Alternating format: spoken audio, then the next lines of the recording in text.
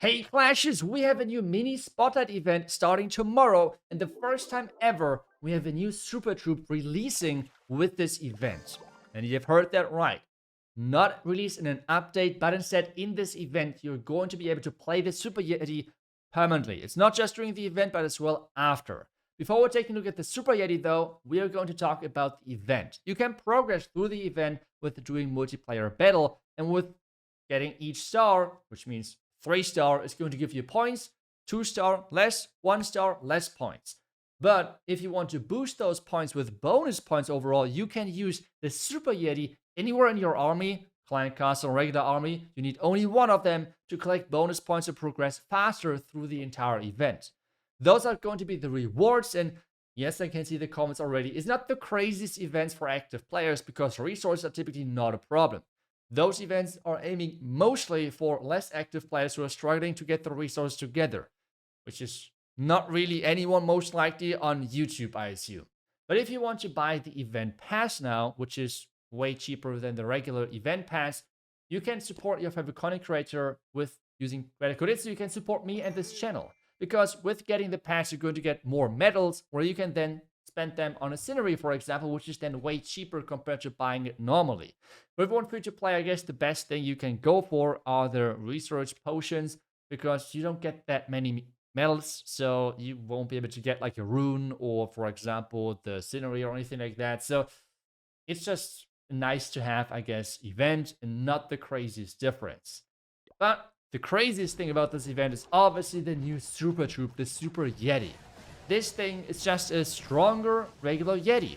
It has way more hit points, as well more housing space, 35 total, but when it takes damage, it's spawning electromites. Those electromites are dealing as well a lot of damage and are jumping between buildings, kind of like an electro dragon chain. But you might remember 2 months ago roughly, this troop was already added into the game by accident. How did it change since then? Is it just going to be as broken as back then? Not really. First off, the amount of spawned electromites was reduced by 2. The second change is that the housing space of the electromites was changed from 1 to 3, which means the cloned electromites won't really work anymore. It's not even close to as strong. You might have seen already the difference from the regular Yeti from 1 to 2 housing space. Trust me, 1 to 3 for the electromites is even bigger. So that's not really a deal. But how does this work now with unlocking the Super Yeti during and as well after the event? During the event, you can unlock it with the event really early on and just play it during the event as a third Super Troop. That's right, you can just play it on top of your 2 other Super Troops. You don't have to spend any resources on them. But as soon as the event is over, this is just a regular Super Troop then in the game for Town 13 and above. 25,000 Dark Elixir for 3 days. But I think the first thing we should test is the Super Yeti blimp. How strong is that? And as well then right away compare it to the regular Yeti blimp, which right now is so popular in the game. But we're seeing the Super Yeti first, and we'll just do everything exactly the same. The same blimp angle, the same clones, the same range. Just making sure everything is exactly the same so we can compare perfectly. On this one thing I want to highlight why the value is kind of like limited is there's a tornado trap right next to the town hall to make sure that the value is not too crazy, kind of. Now the regular Yeti blimp, which is the exact same as what we just did, but with Yetis inside the clan cast instead of the Super Yeti. And you can tell already, the value is way better, because those regular Yeti mites are bursting down defenses, while the Electromites nearly took down the monolith at the top side, but it just did not go down. So I feel like this comparison might not look fair, because a lot of defenses have taken damage, but they did not go down. Does this mean it's less value? Well, on one side, yes, as you have just seen, but in regular attack, you have other things happening too, right? Because regular dragons or other troops are moving in, and they can just then take down those damaged buildings, no problem. So let's do an entire attack now with the Super Yeti blimp to see how efficient that really is. And I can already tell you right away, it is going to be roughly the same as the Yeti blimp. There are some bases where it's going to work better, and there's some bases where it's going to work worse. Overall, I would say it's roughly the same strength level, with more than not it feeling a little bit weaker, because if those chains of the electromites are not really getting the value, they feel somewhat useless, and it's going to be obviously way less value than the regular Yeti blimp. But either way, you can clearly see in this attack, it's going to work. It is going to be really strong, and for everyone who's enjoying this troop, they're going to have a great time.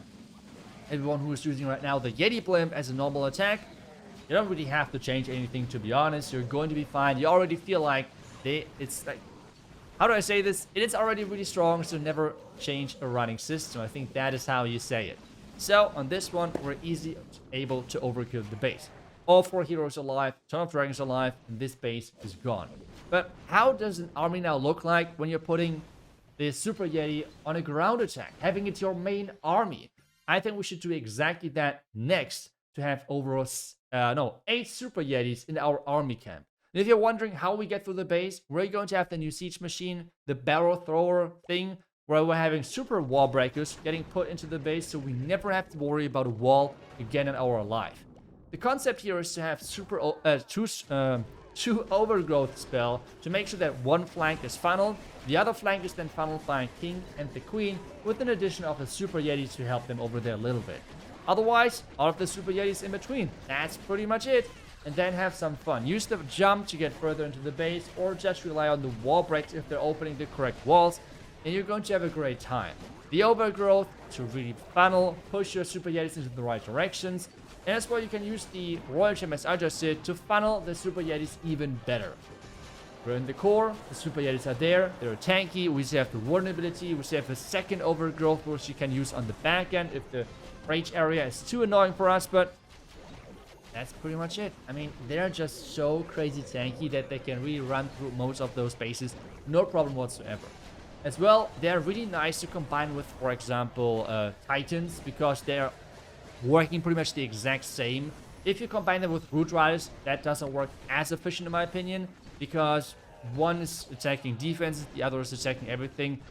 I feel like with Titans it just fits better, but those were now pretty like spam orientated attacks, both of them, with the Mass Dragons and the Super Yeti clone, and now as well with the Mass Super Yetis with 8 of them.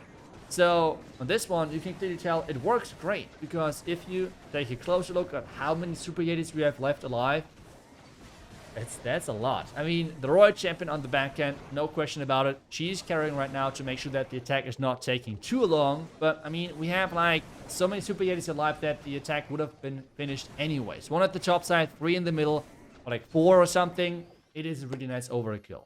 But how does this now work with, for example, Royal Champion Charge or Fireball, the more common approaches? I think we should test that tomorrow in the video, because those attacks are going to be scary strong. I wanted to start simple, I wanted to start easy. Those are really 2 easy and simple strategies, so you can already tell the Super Troop is going to be a big part in the game. And I hope you enjoyed the video.